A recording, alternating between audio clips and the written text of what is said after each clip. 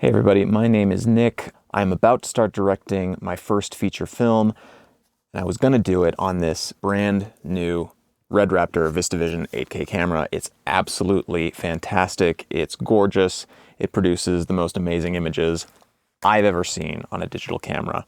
But Red just announced an updated version of it.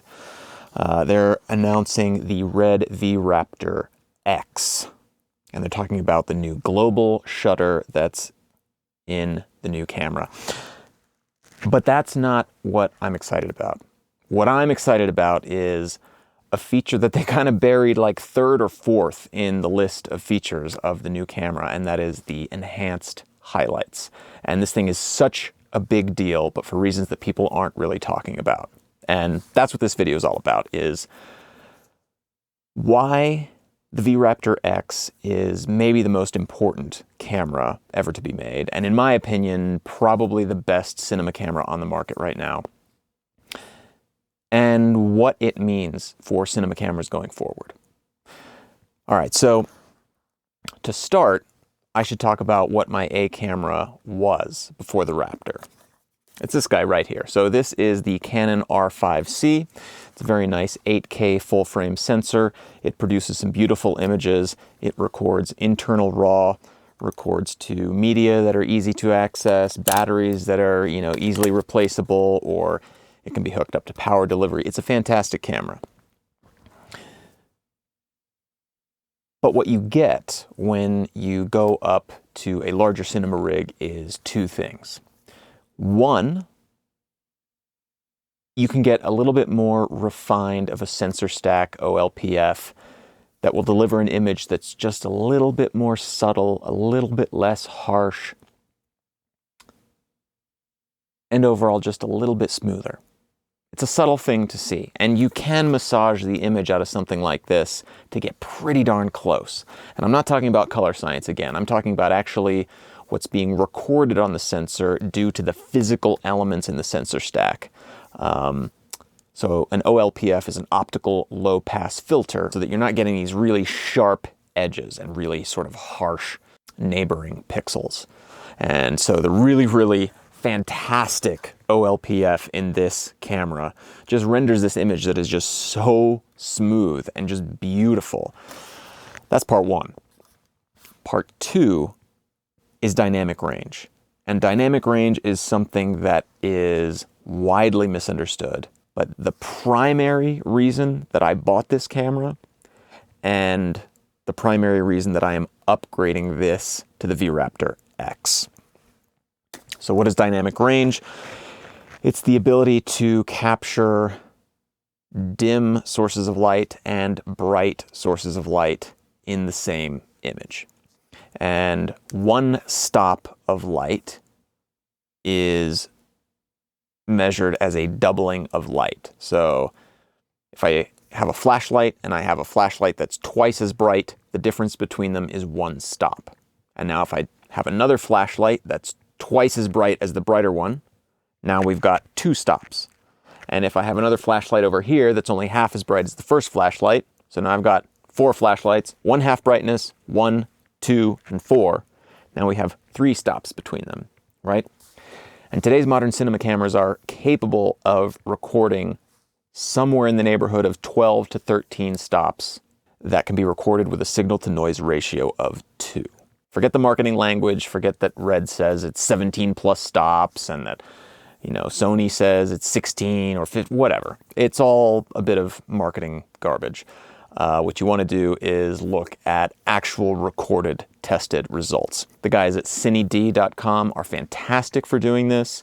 Gerald Undone is another great source for that kind of information. But for the real comprehensive source, you go to Cined, because they have a really standardized protocol and a pretty good battery of tests that they've done. And Gunter, the technician, scientist who does the tests over at Cined, recently commented that he was getting a little bit frustrated that every camera that came in seemed to be between 12 and 13 stops of dynamic range, except for ARRI, which is a class above. And Gunter absolutely knows what he's talking about, and I'm not disagreeing with him, but to provide a little bit more context, what you should understand is that the difference between 12 and 13 stops and then 14 stops, which is what the ARRI Alev 3 sensor was capable of producing. So cameras like the Alexa Mini, the Alexa LF, and Mini LF, all of those use the Alev 3 sensor, which can do 14 stops. So that difference from 12 to 13 stops is a doubling of sensitivity.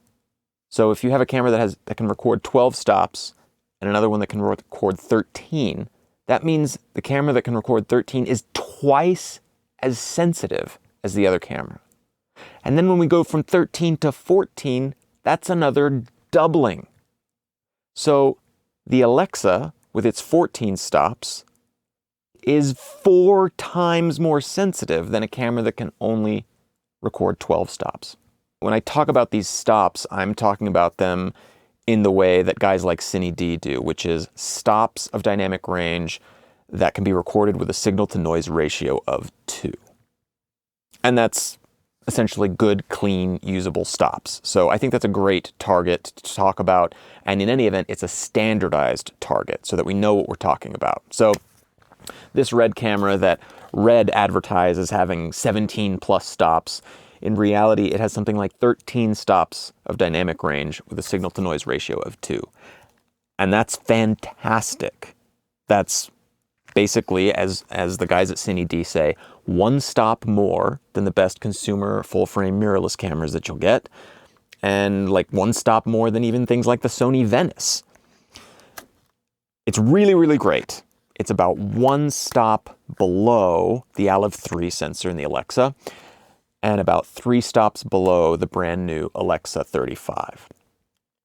That's where this story gets really, really, really interesting, okay? Because the brand new V-Raptor X is capable of an additional 3 stops of sensitivity, specifically in the highlights, under certain conditions. Okay. Let's back up again just a little bit.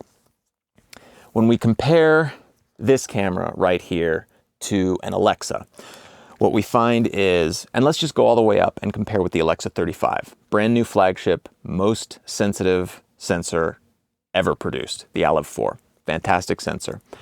That sensor sees into the shadows almost as well as this camera does. Arguably, the V-Raptor can see into the shadows just a smidge better, depending on who's doing the test and what you're talking about. But let's say they're close to on par, okay?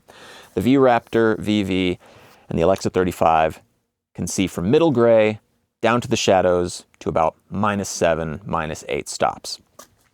Great, fantastic. This guy though, over middle gray, will clip after about 2 stops. The Alexa 35, on the other hand, will go something like 5 stops over middle gray.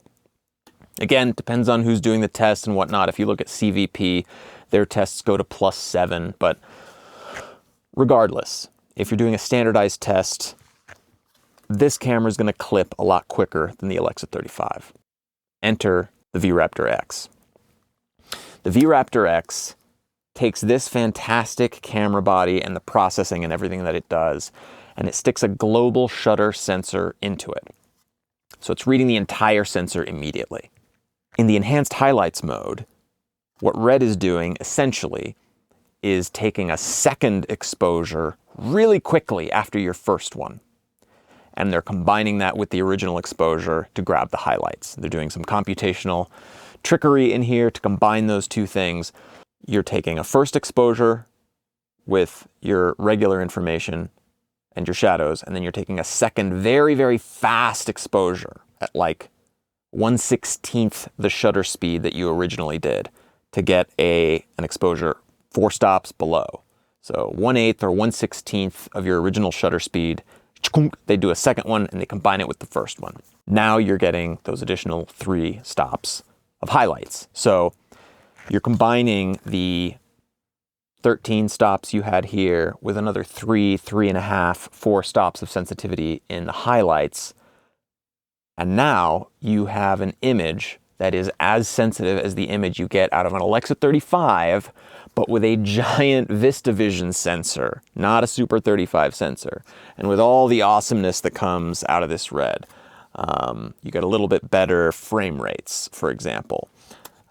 You lose some of those frame rates when you go into EH mode on the V-Raptor X, but generally speaking, you're going to have a camera that performs, that gives you an image as good as the best sensor mankind has ever produced, that Olive 4 sensor, yet in a package that is 1/3 the size, weight, and cost of an Alexa 35. I can hold this thing one-handed. I mean, I wouldn't recommend it, but you can operate this thing basically like a mirrorless camera. That's what's got me so excited. So I keep talking about this as if it is the V-Raptor X, because the V-Raptor X will have the exact same size, shape, body. It'll be basically this camera, but this is getting sent in to be upgraded.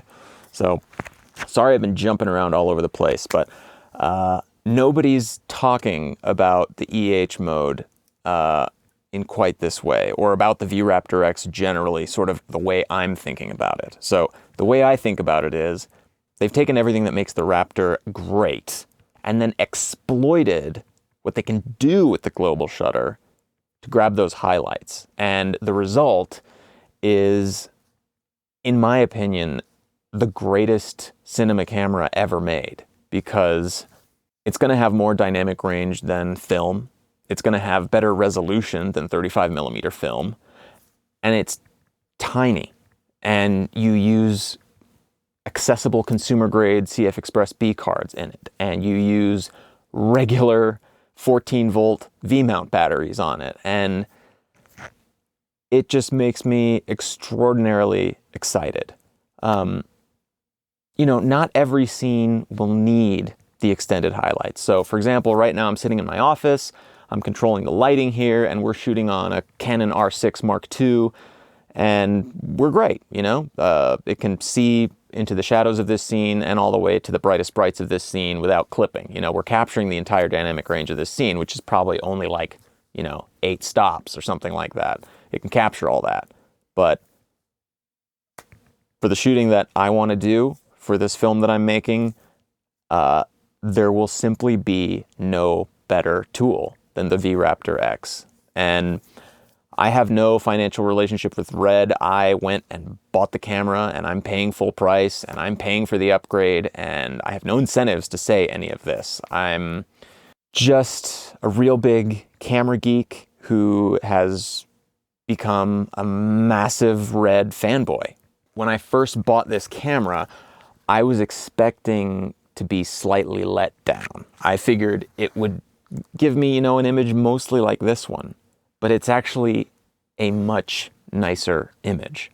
I can show comparison shots to my very non-technically minded wife, and she can instantly pick out which one was from the Red because of those things that I mentioned. The much smoother image that's coming off of this OLPF stack, and if I underexpose by a stop or two, God forbid, and then raise them up, it's just plain as day, because the chroma noise on this is just crazy, even just 2 stops down. So my point is, this was already enough, but I still looked at Alexa cameras and thought, hey, one day I'm going to go over there, and then when I'm shooting those crazy conditions in, split exposure scenarios, or in transition shots, or when I want to get that beautiful sunset, but also the, darkly exposed figures in the foreground, I'm going to have that camera one day, and it's going to be fantastic. And it's like, now I'm going to have that camera, and I didn't have to wait and save up $100,000 for it. Like, don't get me wrong, the V-Raptor is not a cheap camera, but for what it offers, it is a banging value. And I'm just talking about the V-Raptor. So when I get my greedy little hands on the V-Raptor X, I'll definitely post another video, tell you my thoughts. But if it's even half as good as it promises to be, I think I'm going to be coming to you with some good news. So, hey, thanks for watching. Let me know what you think. Obviously, I haven't posted much to this channel yet, but like I said, I'm getting ready to shoot my very first feature, and I'm starting to think about everything related to doing that, from, you know, hiring people to scouting locations to the equipment that I want to use. And the timing of Red's announcement was just great, because now I'm really confident that no matter what I want to do and what I want to shoot, I'm going to be well taken care of with the equipment that I have. So anyway, thanks for watching. Leave me a comment. See ya.